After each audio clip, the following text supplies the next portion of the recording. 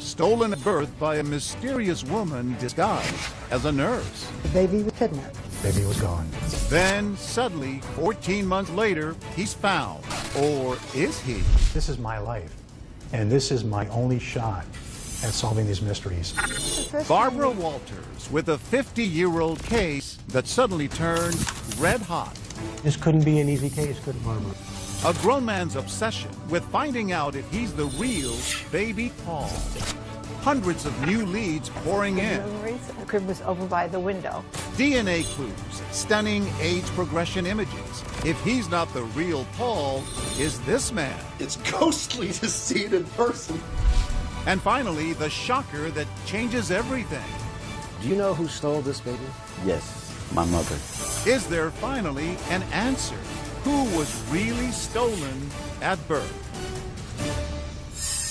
Welcome to 2020 on ID. I'm John Quinones. It was a story that made sensational headlines. A day-old baby snatched from the maternity ward. His parents overwhelmed. Reporters outside their home. A letter from the Pope. And police and FBI agents searching for their lost son. Then, more than a year later and hundreds of miles away, an answer to their prayers. A little boy was found abandoned.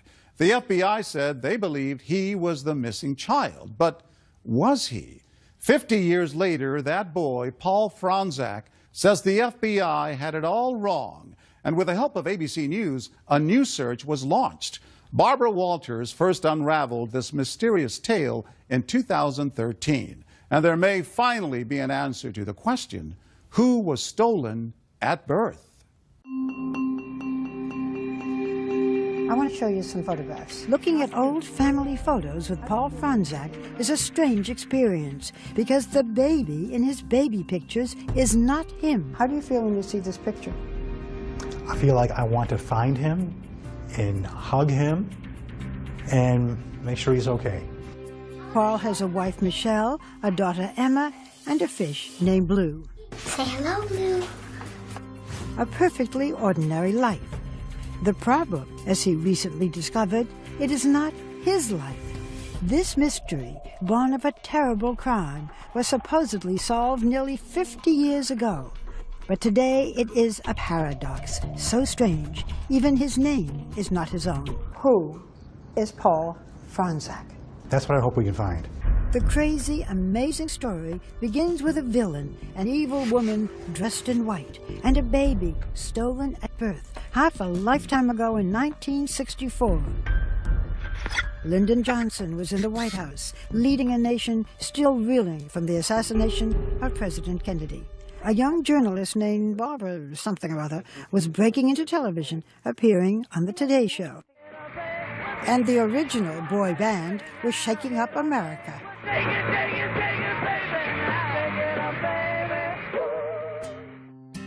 In Chicago, Chester and Dora Fronczak, married 2 years, living in an apartment in his parents' home, were starting a family. A first pregnancy ended in stillbirth, but on Sunday, April 26th, Dora gave birth to a healthy 9-pound boy. They named him Paul Joseph. He was a very cute, alive, sparkly baby, and she was thrilled. Mary Trenchard Petrie was a 19-year-old student nurse at Michael Reese Hospital in Chicago. She was in the maternity ward with Dora Fronczak the day after her delivery. That whole thing is like a movie in my brain. I see myself in my uniform and as a student nurse. I see the joy that was when they brought the baby to her the first time, how thrilled she was. But soon the thrill and the baby would be gone. It was the last time Dora Fronczak would hold her son. Earlier that day, a woman dressed like a nurse, all in white, had come into her room. She looked at baby Paul and left without a word. The woman had been seen elsewhere in the maternity ward several times that day and the day before. No one questioned her or raised any alarm. Former FBI agent and ABC consultant Brad Garrett has looked into this case for us. My sense is she was looking for what child she wanted to take. That afternoon, the woman in white returned to Dora Fronczak's room. As I was leaving the room, a woman came into the room. This time, she did more than just look. And did Mrs. Franzak give her her baby? The woman said to her, the doctor wants to see your baby. And she said, oh, okay, and handed the baby to her. The fake nurse was able to whisk Paul Franzak out of the maternity ward, down several flights of stairs, and out of the hospital. Apparently she got in a cab and took off. Easy. Easy, very easy. Just like that, Paul Franzak, less than 2 days old, was stolen from his mother's arms and vanished. The baby was kidnapped. Baby was gone. Mary Trenchard says 45 minutes passed before the baby was missed. They said, do you have the Franzak baby? And I said, no. And she said, well, then the baby's gone. I was like, gone where? You know, and she said, you go back to Mrs. Franzak's room and stay with her. The baby's been taken. There was a frantic search. Nurses turned the hospital upside down. But astonishingly, for several hours, no one told Dora Franzak, the one person best able to describe the kidnapper, that her baby had been taken. Your heart must have been in your mouth. It was awful. Finally, authorities came empty-handed to the maternity ward to deliver their stunning news. And they told her, Mrs. Franzak, your baby's been taken. Is there anything you'd like to add, Mr. Franzak? What would you like to tell the person who took the baby? We uncovered rare archival news photographs and film footage of the case. Here is Chester Franzak, the day after learning that while he was at work as an aircraft machinist handing out celebratory cigars, his boy had been stolen. Do you have an appeal to the kidnapper? I pray that you'll take care of the baby and return him. I don't know what more to say. A distraught Dora Franzak, with Chester kneeling by her side, made a public appeal for the kidnapper to return their son. Would you have any reason to think why she might have taken the baby? The only thing I can think of, she must have been desperate for a baby, that she would come and take someone else's baby away from them, where she couldn't have her own, or she lost hers or something. But even losing the child, I don't think you're that desperate to go and take another woman's baby. If the kidnapper, seen in police sketches, heard the Franzak's plea, she was not moved by it. But others were. FBI agents and police, many working on their day off, searched the city for the phony nurse and the kidnapped baby. They threw out a dragnet, pursuing hundreds of leads and tips from the public. So where do you go from here, Lieutenant? We're still checking out all the leads we have that we're receiving by telephone and other checks that we are making. Authorities had another problem. If and when they found the baby, how would they positively identify him? There was no DNA testing, and blood testing was inexact. Particularly if you go back to 1964-65, extremely challenging trying to match up, is this the child, the biological child of the Franzaks? There was another identification method then in vogue, the shape of an ear. Basically, it's the dimension, size, and the folds of the ear. Authorities were about to get a chance to put the ear theory to the test.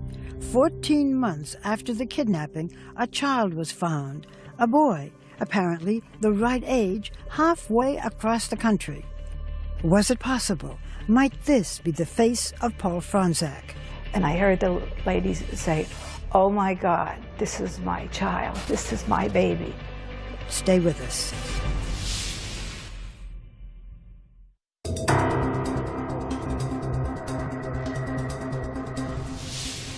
It was the biggest kidnapping since the Lindbergh baby. Paul Franzak, stolen at birth by a fake nurse. His angelic face peering from the front page was the last anyone had seen of him. Left behind were an empty crib and 2 broken hearts. A year passed, and then one day their phone rang. 800 miles away in Newark, New Jersey, a boy had been found. The FBI contacted my parents and said, "We think we found your son." So my parents had to drive to New Jersey. And they said, "This is our baby. This is Paul. We recognize him." Yes. Whoever abandoned the baby had dressed him up, wheeled him to a department store in a new stroller, and walked away. You have someone who places a child in a place that's going to be found and found quickly. So it's not somebody that wants this child to die or be harmed in any way. This is a picture of you when you were found in Newark after you were abandoned. So how do you feel when you see yourself? That's my first baby picture. That's all I have so far. This is it? That's it. This is the boy New Jersey authorities called unknown male number 1 in the arms of a nurse from a Newark hospital. Somebody wheels a stroller, puts you here, walks away. It never looks back. And never looks back. It's crazy. We return to Newark, New Jersey with Paul Franczak, back to the very place where someone left him sitting in a stroller 48 years before. Is it emotional for you to be here? It is. I feel eerie. I feel anxious. I feel excited. I feel sad. All those things. Paul Franczak, back on a New Jersey street, a crossroad in his life. So I wish these walls could talk. You know, maybe we could learn something. I don't know. It's just, I can't believe that this actually happened. I can't believe it's my life. New Jersey authorities temporarily placed the abandoned boy with an unidentified family. That period was a mystery until Janet and Gracia came forward. She says it was her family who had cared for the boy as they had for nearly 100 other foundlings over the years. He was an adorable little boy, he really was. The FBI is now investigating the little abandoned boy. Yes. They came several times and it took different, like a mold of his ear, and that was sent up to Chicago. Authorities compared the shape of the left ear of the boy in New Jersey with the baby photos of Paul Franczak. One day, Janet's family was summoned to a meeting. They were told to bring the boy. He was led to a room where Dora and Chester Franczak were waiting. And I heard the ladies say, "Oh my God, this is my child, this is my baby." And everybody's such an, oh my God, the woman found her baby and this baby found his mother. In the summer of 1966, the Franczaks believed their family had been miraculously reunited. The FBI ordered a series of blood tests on the abandoned boy and compared photographs of his left ear with that of the Franczak baby. Eventually confident enough that they informed the Franczaks, who said they had no doubt that the child was theirs. They brought him home to Chicago and for the second time named him Paul Joseph Franczak. Your parents were convinced. Why were they so convinced? I feel it's the FBI. The FBI is like the epitome of authority, and when they say, "This is your child," I would believe them. That's it. And that ended the search. Yes. At that point, everyone stopped looking for Paul Franczak. That was the end of the story. Yes. Tell me about your childhood. Was it happy? Yeah, it was a great childhood. Barbecues, family get-togethers, family vacations. The family, so often filmed in heartbreak, now recorded home movies of their own. The star of every celebration, of course, was Paul. They had missed his first step, first word, first birthday, but Paul was now back where he belonged, blissfully unaware of his past, until years later. When you were 10 years old, you had a shocking discovery. Tell me about it. I was looking for Christmas presents and snooping around the house, and I found all these boxes. And it turned out it was a box of clippings and a bunch of cards and letters all about a kidnapping. Did you ask your parents about it? I did. I asked them, what is this? And they said, well, you were kidnapped. We found you. Just like that, you were kidnapped, we found you? And that's all that matters. You're our son, we love you. How did your parents explain what happened to you? They really didn't talk about it. It was something that we really didn't bring up in the house. It was a very touchy subject. Did you ever feel that there was anything out of the ordinary when you were growing up? Well, I did notice that I didn't resemble anybody in my family. You had a brother? Correct. Yeah. And he looked like your parents? Exactly like my dad, 100%. And you didn't at all? Not at all. When he grew up, Paul pursued a career as an actor. Told you we were nice. We're really nice. His resemblance to George Clooney got him work as a stand-in in Ocean's 11 movies. Ready, steady, go! Today, Paul works for a college in Nevada, where he lives with his wife, Michelle, and their daughter, Emma. Good job. Again, Daddy! Do you remember how you felt when Paul said, "I'm not really sure who I am"? The first time he told me, I thought he was joking. I thought he was just kidding around, but then once I realized it was true and I saw the newspaper clippings, I felt very sad for his parents and sad for him. How do you think it has shaped him? I think as a 10-year-old boy, when he first saw those newspaper clippings, not realizing who he was, I'm sure that that has somehow shaped him and that's done something to him over the years. It's just sad. Was it sort of there in the back of your mind, this peculiar thing? It was really a big part of me through my whole life, and it just got bigger and bigger and bigger. Who am I? Who am I? Yeah. Then Paul happened to see a DNA test kit for sale at a local drugstore. At last, an easy answer to the question that had followed him all his life. The hard part, asking his parents for a DNA sample, forcing them to travel back in time to the most painful part of their lives. It's something I wanted to do for a long time, but I never really had the nerve to ask my parents. Still ahead, will the Franczak family agree to end decades of doubt? Paul is determined to find the truth, but his parents seem just as determined to keep it hidden. And they said, Paul, please don't send it in. We don't want to know.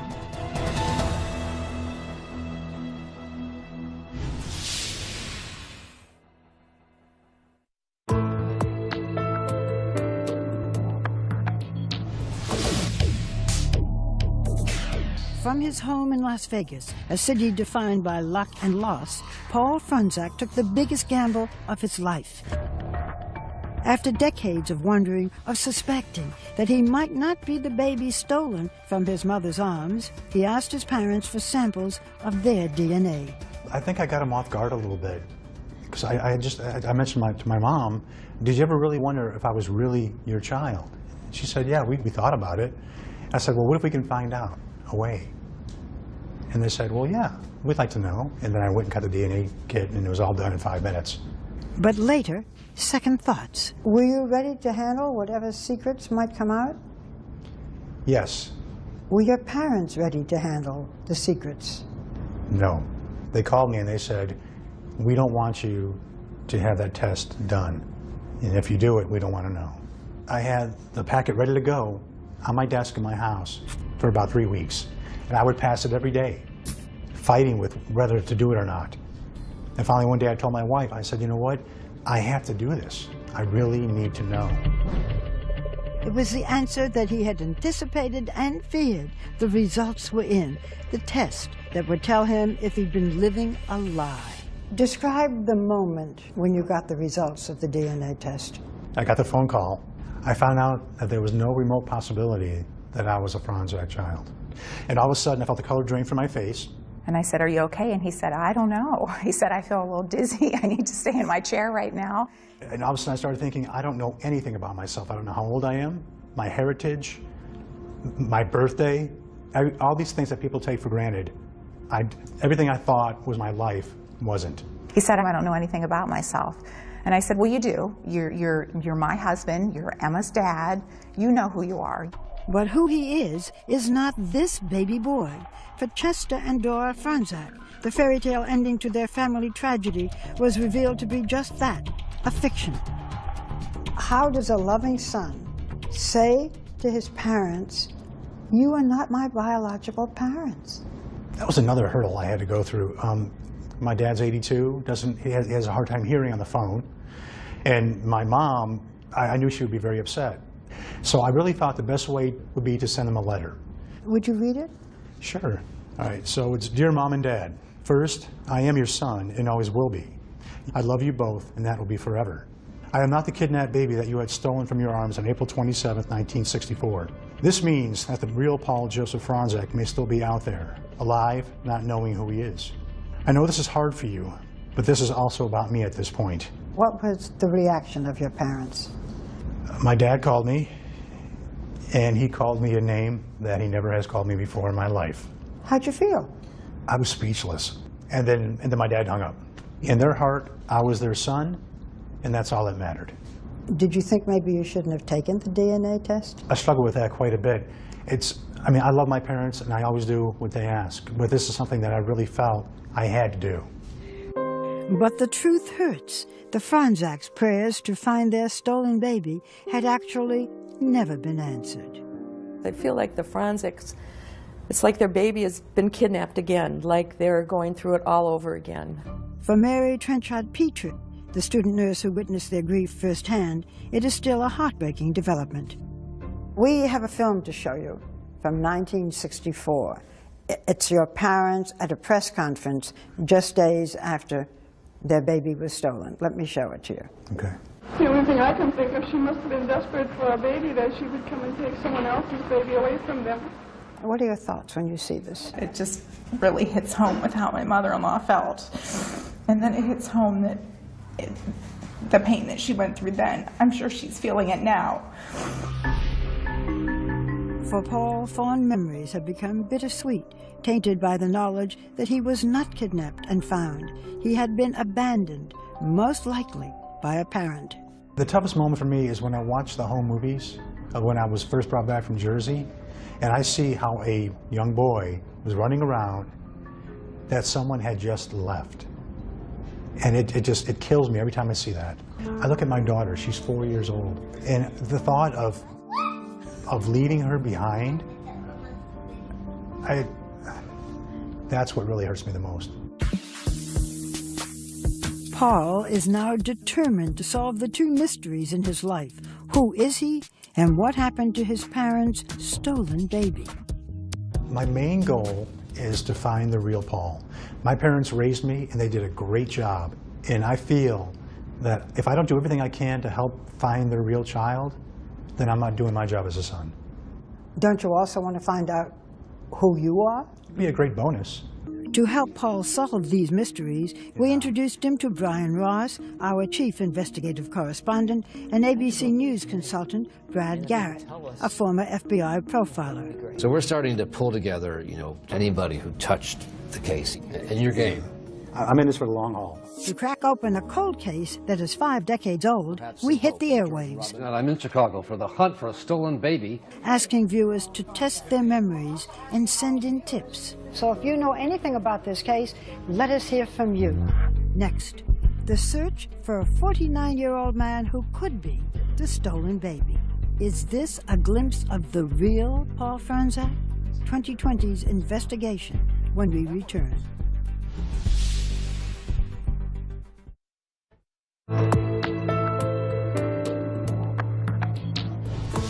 For decades, Paul Franzak had harbored doubts about whether he was really the baby stolen from a Chicago maternity ward some 50 years ago. And DNA tests had finally proved he was not the real baby Paul. But if not him, then who is? And who are Paul's true birth parents? ABC News chief investigative correspondent Brian Ross stepped in to help him find out. When we arrived in Chicago, the case was as cold as could be in a city notorious for its Lake Michigan wind chill. The hospital on the south side where Paul Franzak was stolen has been shuttered, its records long gone. Do you have any further clues? No, sir, not at this time. And the key detectives, even most of the reporters assigned to the story back then, are all dead. But there is one clue, and really only one clue left. This hospital photograph, taken the morning the baby was stolen, at a day and a half old. So that's how we began our investigation, with artists at the National Center for Missing and Exploited Children, trained in criminal forensics, who create what are called age progression images. Steve Lofton runs the unit. We've had good success, especially with the long-term missing kids that have been gone 10 years or more. What was the challenge when you got the assignment with Paul Franzak? Obviously, being an infant, that was the only picture we had available, and it was the awkward angle of that image. Artist Colin McNally was assigned the task. Working from family photos of Paul's parents and brother, it became a kind of jigsaw puzzle, fitting distinctive features from each of the family members into a blank face. And then, for the first time, what the real Paul Franzak could look like, 49 years in the making. From blank face to a handsome man in a dark shirt who was stolen from his mother's arms and does not know it. I feel good about it. I think it is in the ballpark, yes, sir. That if he's alive, there's someone who looks like that. Yes, I would bet on it. The last known sighting of the baby and the kidnapper was at this intersection in the Chicago neighborhood of Bridgeport, where a cab driver told police he had dropped them off after picking them up at the hospital. The search went on for days in 1964. Hundreds of police officers and FBI agents were involved. And our consultant, former FBI agent Brad Garrett says it is likely the kidnapper had some ties here, given past infant abduction cases. They tend to be from the community where they take the child. So we did our own door-to-door canvas with the image from the Center for Missing and Exploited Children and another one produced by artists commissioned by ABC News from the Michigan firm Fojo.com. Some of the old-timers in Bridgeport remembered the case. I do remember that baby being stolen.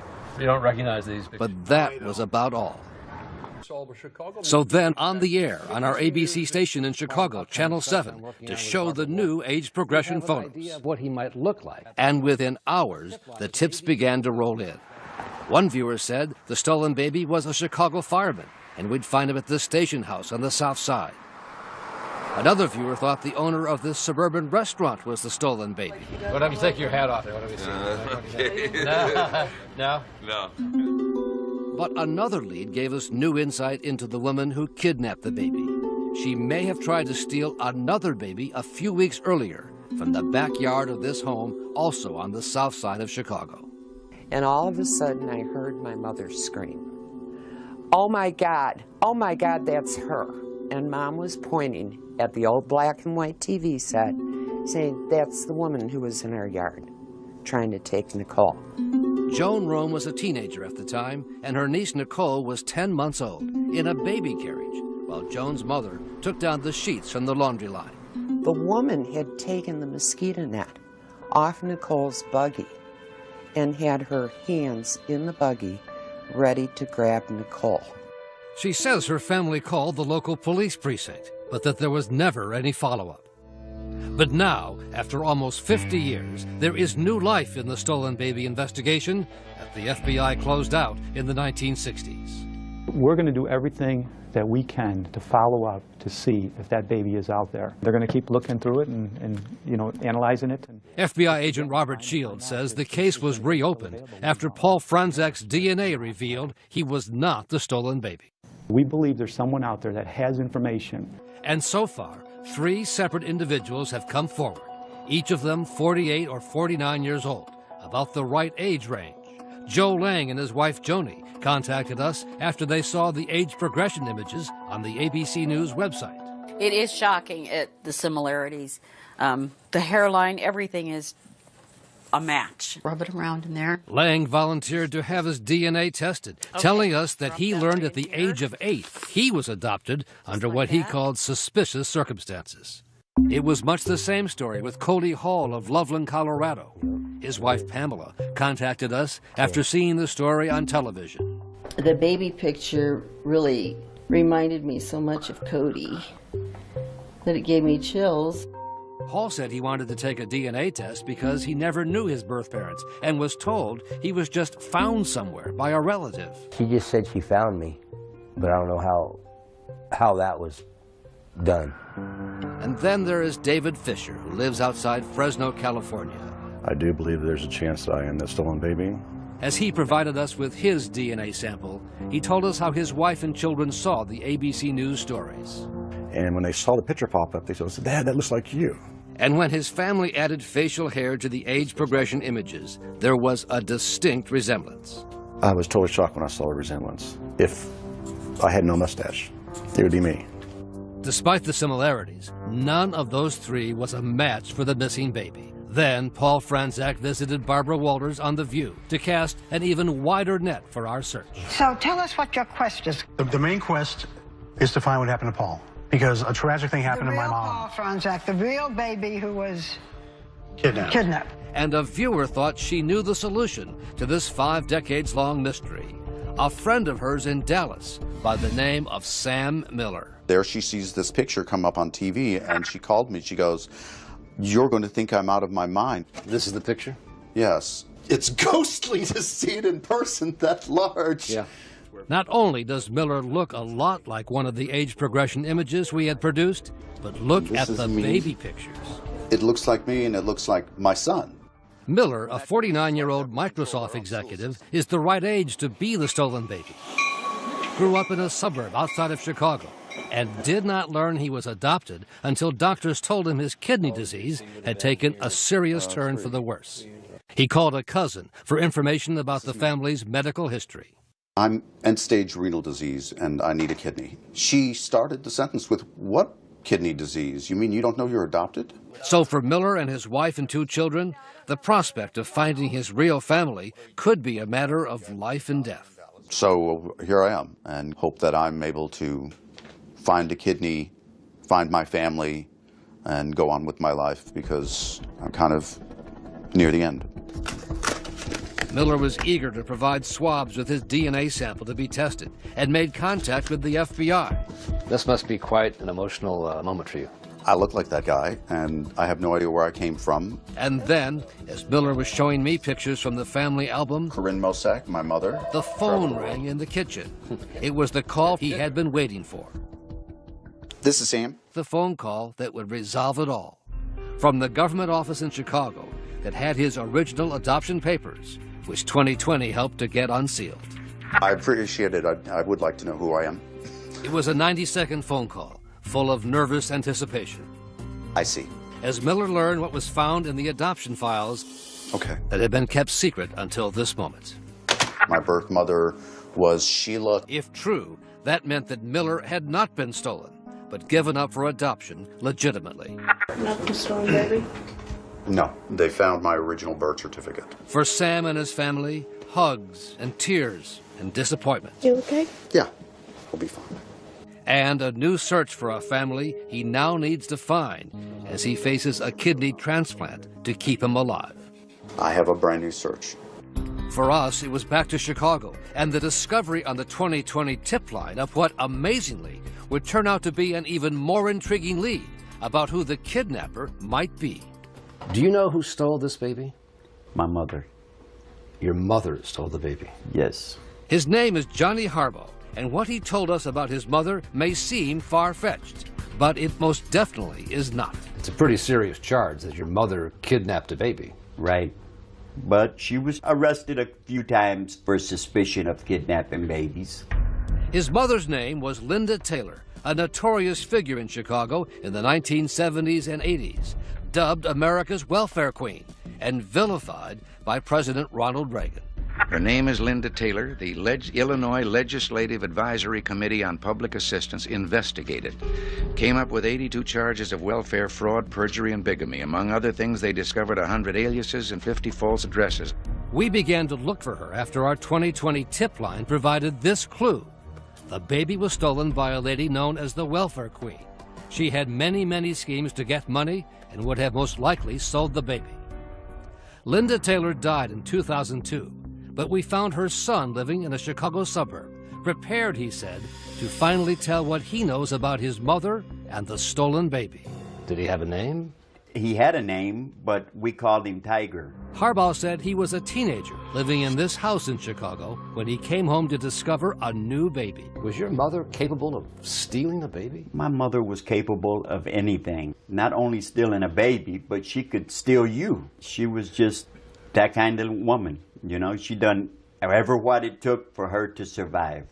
Harbaugh said his mother was a master of disguise, could pass as white or black, Puerto Rican or Hawaiian, in her schemes to collect fraudulent welfare payments, sometimes posing as a doctor or a nurse. She had a room with nothing but wigs and nurse dresses and shoes. In the 1970s, when Linda Taylor was put on trial for welfare fraud, Miss Taylor, can we talk to you for a moment? She actually came under investigation for stealing the Franzak baby. From one newspaper account, one of her ex-husbands told agents that Miss Taylor appeared one day in the mid-1960s with a newborn baby, although she had not been pregnant. It would not surprise me.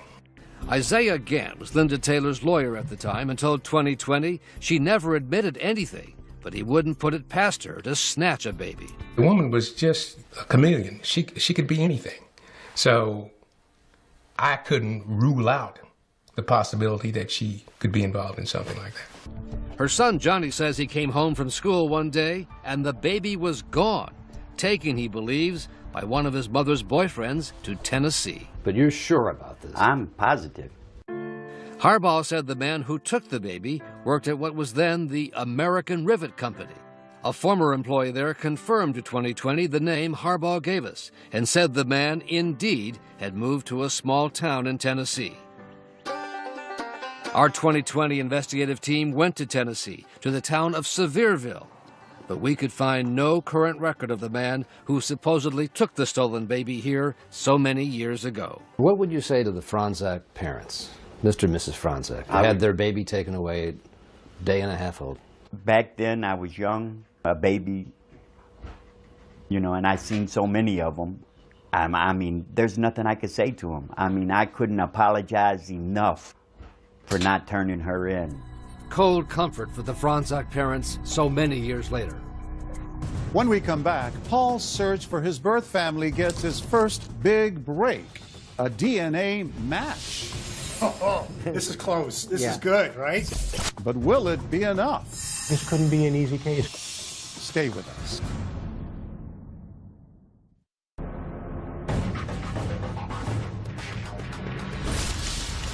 For Paul Franzak, a mission has become an obsession. Gotta go again. Between breakfast Man. and ballet lessons, We're going to dance class. he is on the hunt. I work a full-time job, I have a family, but this is my life. And this is my only shot at solving these mysteries. So I put as much time as I can. Everyone goes to bed at night, I'm online researching. This is my first actual baby picture right here. His focus is finding his parents' stolen baby, but he is still searching for clues to his own identity. I feel kind of like an imposter because I'm using his birth certificate. Paul is out there, and I have his birth certificate, and I want to give it to him, and then I want to find mine.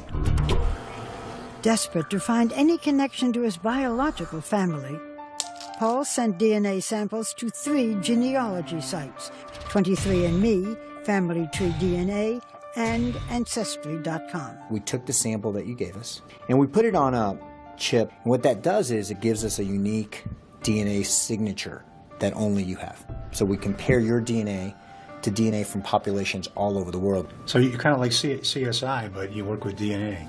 It's family history. The results were Paul's first indication of who he is and where he's from. There were surprises about his ethnic roots. You are 37%, according to our analyses, of European Jewish descent. Wow. Is that new? Well, I was raised a Roman Catholic. Well, so this is interesting. So now I've been twice baptized, and I'm actually Jewish. So it's kind of cool. I have to learn a whole new religion now. I'm excited about that. Even more exciting, a major development in Ancestry.com's search. Finally, a link to his first blood relative, a third cousin. I saw a third, and I'm like, whoa, this is close. This is good, right? Yeah, it was like a lottery when I saw that. If you communicate with her and she wishes to work with you and help with you, looking at her family tree could actually be very informative. You have been in touch with that cousin. I have, and she got back to me and said, wow, how can I help? And how has she helped? She sent me a list of her relatives. I believe that once we actually have that family tree, we can start looking for where my DNA overlaps with their family. If any of her relatives lived in or near New Jersey, where Paul was abandoned, they could be the key to unlocking the mystery of who he is. So we have to kind of work on that path. To see if anybody really does know who you are or what happened. Right. But then another step, make that a leap closer.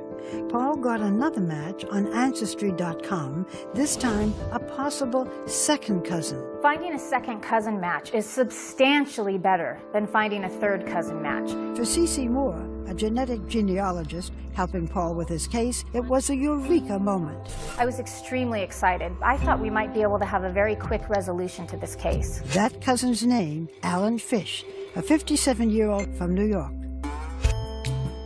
A second cousin could unlock the mystery. Alan and Paul's parents could be first cousins, their grandparents siblings. But there is one ironic obstacle. Turns out Alan was himself adopted, so just like Paul, he was searching for his biological parents. To find that his closest match turns out to be adopted was just unbelievable, incredibly disappointing. This couldn't be an easy case, could it, Barbara? No, exactly. A setback, and then a tragedy.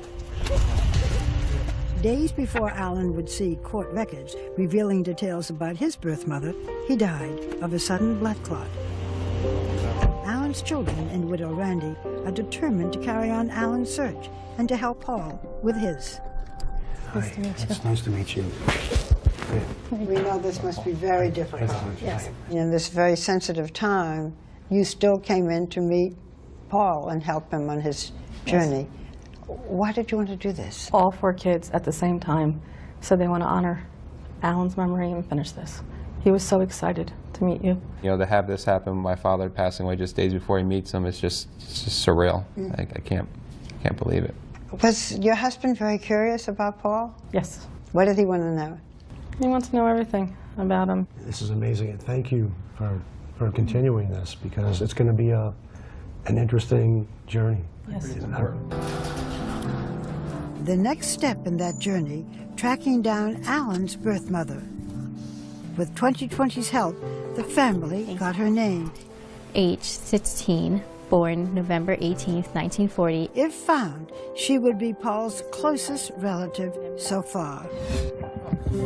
Paul's hope is that every clue brings a tragic mystery closer to being solved.